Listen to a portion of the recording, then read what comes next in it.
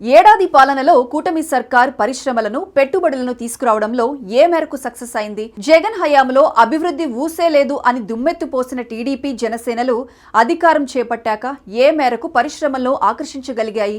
ఏ మేరకు ఉద్యోగ ఉపాధి అవకాశాలను కల్పించగలిగారు అన్నది ఒకసారి చూస్తే కూటమి హయాంలో పెట్టుబడులు పరిశ్రమల విషయంలో ప్రయత్నాలైతే చేస్తున్నారని చెప్పొచ్చు. ఇక అవి ఎప్పటికీ కార్యరూపం దాల్చుతాయో చెప్పలేం. పెట్టుబడులు పరిశ్రమల విషయంలో కూటమి సర్కార్ ఫెయిల్ అయిందని వైసీపీ అంటుంటే సూపర్ సక్సెస్ అయ్యామని టీడీపీ అంటోంది.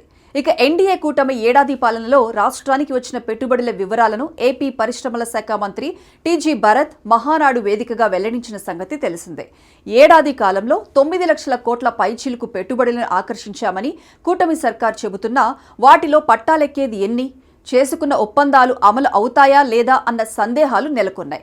ఇక జగన్ హయాంలో పెట్టుబడులు పరిశ్రమల ఊసే లేదని చెప్పొచ్చు. అయితే కరోనా కూడా అందుకు కొంత కారణమైంది.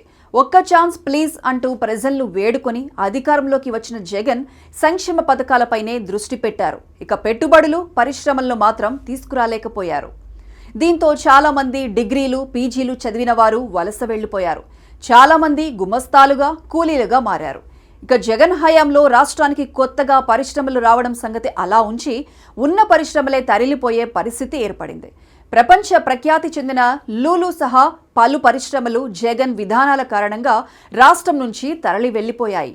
కొత్త పరిశ్రమల సంగతి అలా ఉంచితే ఉన్న పరిశ్రమలనే తరిమేసేలా జగన్ విధానాలున్నాయని అప్పట్లో టీడీపీ జనసేన పెద్ద ఎత్తున ఆరోపించాయి.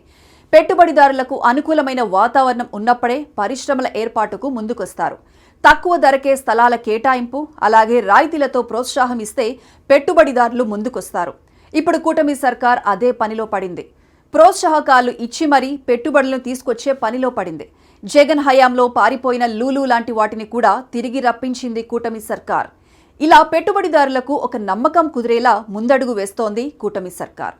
కూటమి సర్కార్ వచ్చాక నిజంగా తాము చెప్పుకుంటున్నట్లు అన్ని లక్షల కోట్లు పెట్టుబడులు వచ్చాయా లేదంటే అవన్నీ పేపర్ లెక్కలేనా అనే సందేహాలు వ్యక్తమవుతున్నాయి.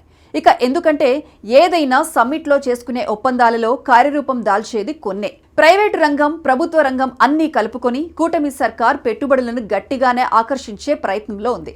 కేంద్ర సర్కార్ సపోర్ట్ ఉండటంతో కూటమి ప్రభుత్వానికి ప్లస్. డబుల్ ఇంజిన్ సర్కార్ కావడంతో ప్రభుత్వ రంగ సంస్థల ఏర్పాటుకు మార్గం సుగమమవుతోంది. ఈ 5 ఏళ్లలో 20 లక్షల ఉద్యోగాలు ఇస్తామంటోంది కూటమి సర్కార్. మరి అది ఏ మేరకు సాధ్యమవుతుందో కాలమే తేల్చాలి.